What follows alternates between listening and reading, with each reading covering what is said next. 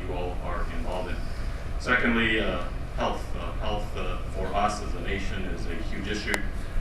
The President and the First Lady have an initiative which we are working on very closely with them called the Let's Move Outside Initiative.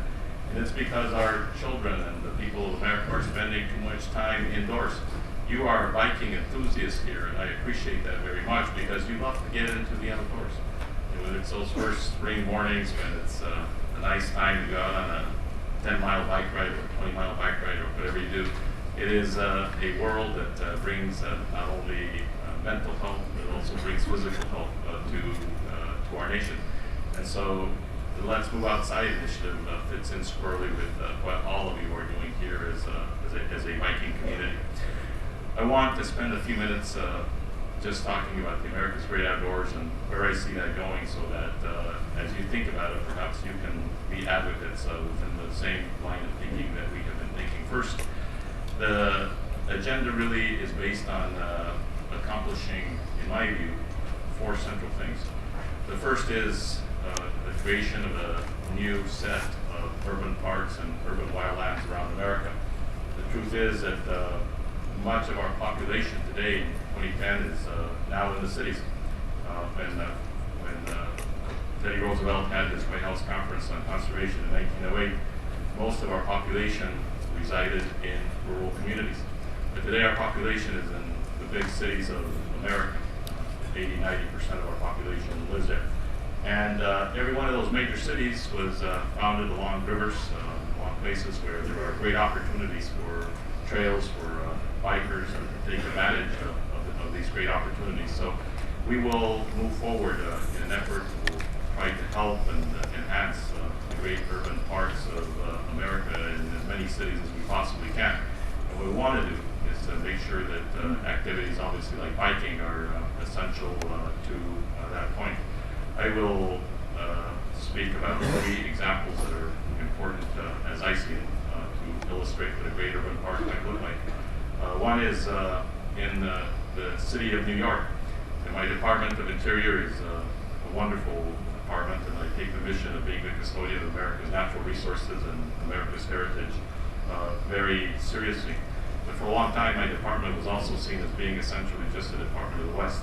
That is not the case. It is a department which is really the department of all of America.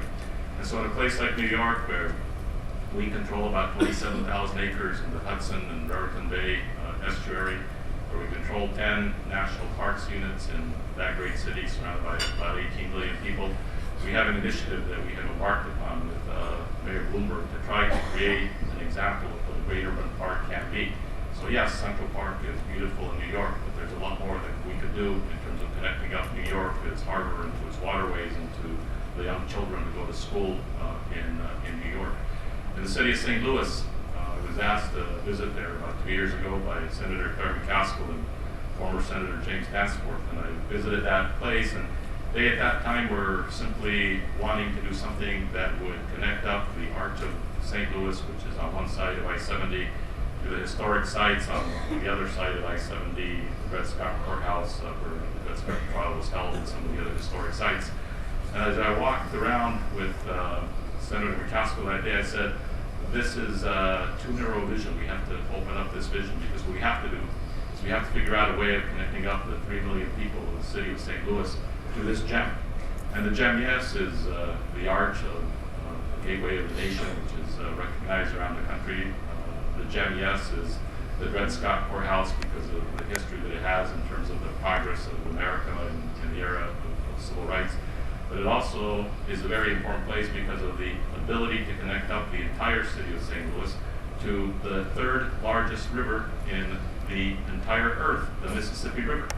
And yet, at this point in time, there is no connection there. And in addition to connecting it up to the Mississippi River, what we want to do is to figure out a way of connecting up the Arch and this urban park to East St. Louis in the state of Illinois, and create an opportunity for the several million people, both in St. Louis as well as East St. Louis, to be a part of this new great urban park. We have the design. Now we have to figure out how we're going to bale wire together the funding to get something like that done. But that's another example of a great urban park.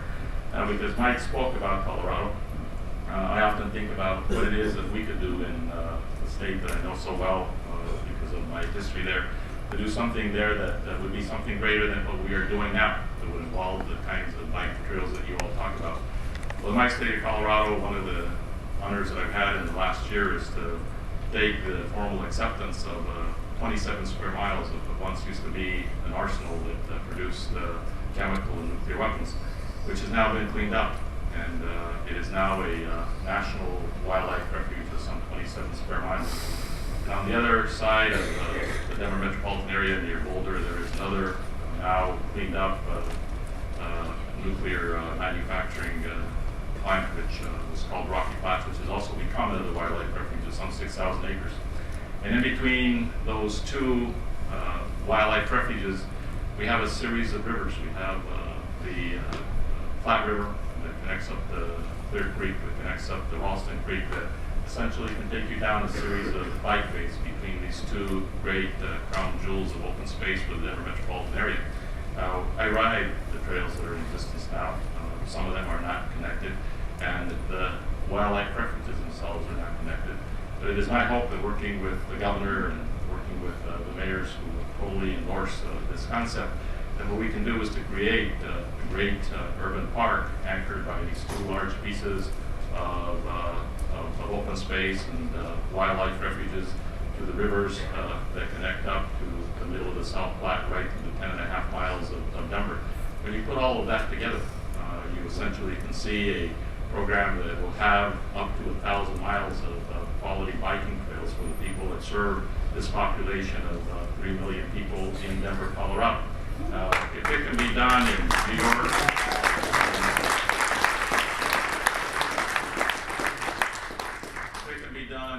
New York, and it can be done in St. Louis, and I know for a fact that it can be done in Colorado, I have no doubt that it can be done in a lot of other places around the country. So we will need your help as we move forward to develop the concept and the specifics of the great urban parks of America as part of the President's America's Great Outdoors agenda. So urban parks, keep your focus on that as a key part. The second part of it, America's Great Outdoors agenda, which also has some biking possibilities here, are obviously the great rural landscapes of America. And we are working on many of those, from the prairie potholes in North Dakota to the tall grass prairies of Kansas to the Everglades in Florida. But there is a whole agenda that we have to work on conservation to basically protect many of these lands which are so important to the conservation future of our country.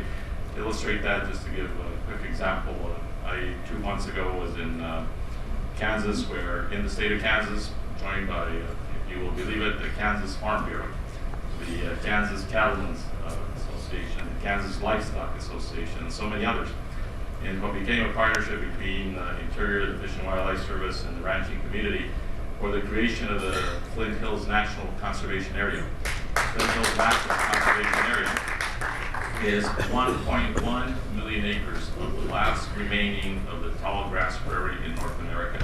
And there was a community that came together that said, we want to protect the ranching way of life for the people of America, and so we want our ranches